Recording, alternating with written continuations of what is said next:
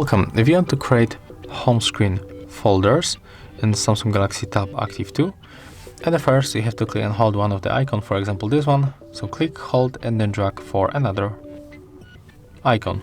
Right now the folder is created, so when you click here we can enter the name. Click done. With this button we can change color of our folder. Let's apply this one. Click outside to close. As you can see, it's right here. We can add here also additional icons and we can move this folder between screens. As you can see, it's very easy.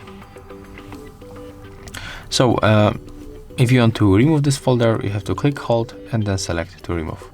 And right now all of these apps you will find in this app drawer menu. So if you want to put back, for example, the settings icon, click, hold and then drag at the bottom and put it to your screen.